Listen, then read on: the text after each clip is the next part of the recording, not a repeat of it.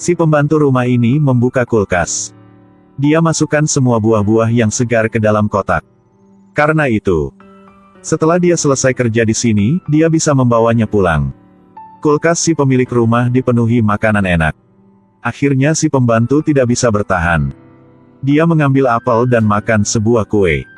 Alex tidak makan pagi hari ini. Dia seperti dimasukkan monster lapar, terus-menerus makan. Dia memang senang. Tapi tiba-tiba dia bersadar lagi. Ternyata, semuanya hanya di bayangannya. Dia hanyalah seorang pembantu di pertama hari kerja di sini. Bagaimana bisa dia makan makanan di sini? Alex terus membersihkan ruang. Ada sebuah kamar bayi di sini. Inilah kamar dalam mimpinya. Tidak tahu sudah berapa kali Alex bermimpi untuk membuat kamar seperti ini untuk anaknya. Tapi sayangnya, bahkan tempat tinggal Alex juga tidak ada sekarang. Alex capek dan lapar. Dia jatuh ke lantai. Si pemilik yang baik hati kasihnya obat. Kemudian menyuruh Alex teruskan pekerjaannya. Alex juga tidak mengeluh.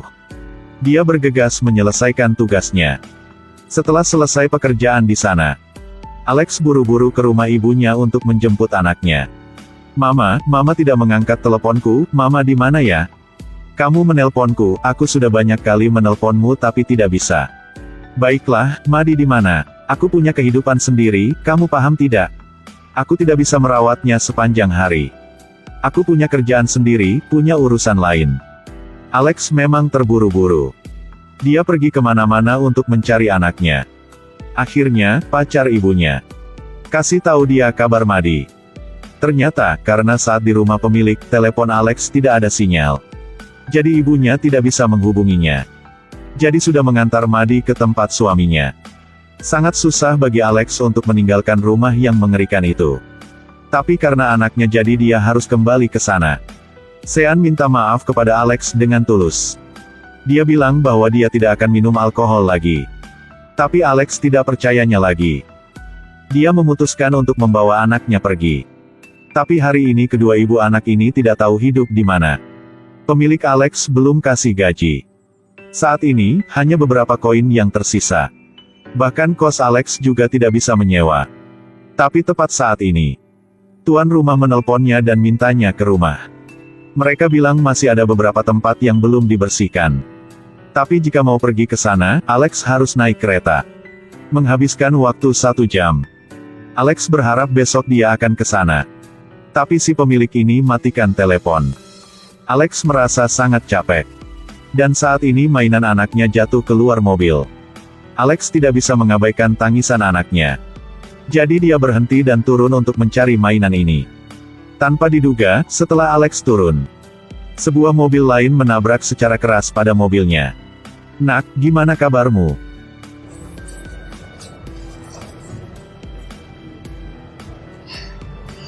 Gimana, baik gak? Ya, aku baik Mama.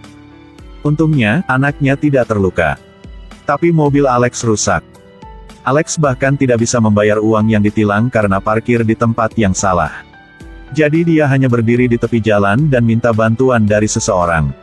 Alex menelpon ayahnya. Alex pikir dia bisa menginap sementara di rumah ayahnya. Tapi ayahnya sudah tahu pikirannya. Jadi langsung bilang bahwa istrinya sedang di rumah. Alex seorang memiliki harga diri yang sangat tinggi. Ayahnya sudah bilang begitu. Alex sungguh tidak merasa nyaman. Jadi dia minta untuk diturun di sebuah stasiun. Alex mau menginap di sini semalam. Meski tidak ada tempat tidur tapi juga tidak kedinginan. Alex memeluk anaknya dan tidur. Alex tidak tahu kenapa hidupnya menjadi begini. Dan selanjutnya apa yang harus dilakukan. Karena melarikan diri dari seorang suami yang kekerasan. Alex membawa anaknya bersembunyi di sini. Tanpa diduga, saat dia bangun, seorang pria sengaja mau berbicara samanya. Alex terheran dan malu. Karena inilah pria yang pernah menyukainya. Saat itu, Alex memilih si suami yang tampan, bukan pria ini. Tanpa diduga, sekarang pria ini sukses. Sedangkan Alex tidak punya tempat tinggal. Alex sudah menceritakan semuanya kepada pria ini dengan rasa malu. Tapi Nate barusan melihat sudah tahu bahwa hidup Alex tidak baik. Bisakah aku membawamu ke tempat lain? Atau kita makan bersama? Tidak perlu, aku tidak lapar. We're good. Yeah.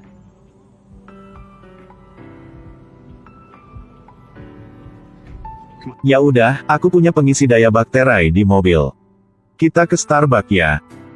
Biarkan aku bantumu ya. Kali ini Alex tidak menolak lagi.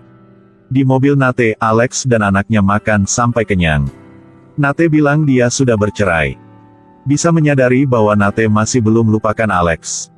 Tapi Alex belum bersiap untuk sebuah hubungan yang baru. Karena saat ini bahkan hidup sehari-hari menyusahkan Alex. Belum bilang tentang masalah lain. Karena bagi Alex itu hanya pindah dari lubang ini ke lubang itu saja. Alex membawa anaknya ke tempat kerja. Dan menjelaskan kepada si pemilik. Alasan kenapa kemarin dia tidak bisa ke sini.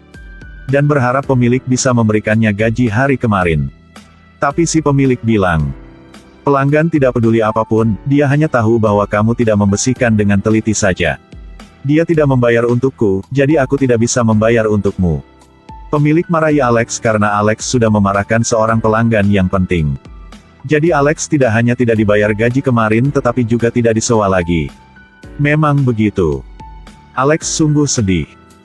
Tanpa diduga, saat ini Alex menerima telepon dari pengacara. Dan kabarinya bahwa dia dituduh oleh si suaminya. Suaminya mau mengambil kembali hak asuh. Jika Alex tidak pergi ke pengadilan, Alex akan langsung kehilangan perwalian. Alex tidak berpendidikan tinggi. Juga tidak memahami hukum. Saat ini, Alex hanya bisa pergi ke kantor lembaga kesejahteraan untuk minta bantuan. Pegawai di sini menyarankan Alex untuk pergi ke tempat menerima korban kekerasan. Alex agak malu. Malam hari itu, pukulan suaminya hanya di dinding yang di belakangnya. Dari pandangan hukum atau moral, suaminya juga tidak melakukan kekerasan kepadanya. Tapi karena mau ada tempat tinggal untuk anak, Alex menerima pergi ke tempat korban kekerasan. Pengurus di sini sangat baik dan halus.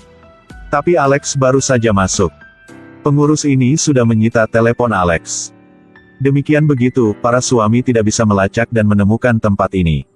Setiap gadis ke sini harus memberikannya telepon mereka. Alex dibawa ke kamar yang sangat indah. Akhirnya, Alex tidak usah membawa anaknya mengembara lagi. Alex mau tinggal di sini untuk sementara waktu. Tetangga yang baik hati di sebelahnya memberikannya kantong dengan banyak mainan. Anak Alex bermain dengan senang. Alex dan tetangganya menjadi teman. Setelah mengetahui Alex mau mengambil hak asuh, tetangga berdandan untuk Alex. Tapi hal ini juga tidak berguna. Karena Alex tidak ada pengacara, juga tidak memahami hukum. Dia ditekankan oleh si pengacara bahkan tidak bisa berkata pun. Akhirnya, hakim memutuskan bahwa Alex harus membawa anaknya ke tempat suaminya. Tunggu sampai minggu depan, pengadilan akan terbuka lagi. Sampai saat itu, hakim akan memutuskan siapa yang bisa mengasuh anak. Alex memang patah hati. Setelah kembali ke kamarnya, Alex jatuh ke lantai dan tidak bisa berdiri lagi. Alex tidak tahu harus lakukan apa. Anaknya hampir 3 tahun. Alex mengurusnya sejak kecil. Alex tidak bisa hidup tanpa anaknya. Karena anaknya, Alex merasa bahwa dia bisa kembali sama suaminya. Alex bilang sama tetangga. Ternyata suaminya tidak memukulnya. Suaminya hanya memukul dinding saja. Tapi tetangga memang marah setelah mendengarnya. Memukul dinding di belakangmu juga sejenis kekerasan. Seekor anjing sebelum menggigit orang, ia akan menggonggong dulu. Sebelum dia memukulmu, dia akan memukul suatu dulu. Kali nanti, pukulannya akan di mukamu. Tetangga juga mengungkapkan lukanya di leher. Di sana ada yang merah. Inilah jejak yang wanita ini hampir diraih sampai mati oleh suaminya. Dia bilang sebelumnya suaminya tidak juga memukulnya. Si suami hanya memecahkan barang untuk melepaskan kemarahannya. Dan melihat dia tidak bertindak apa. Jadi si suami itu terus menggila. Akhirnya dia melepaskan rasa marah kepadanya. Alex didukung oleh tetangganya. Alex memutuskan menjadi lebih kuat. Yang pertama, dia harus mengembalikan gajinya.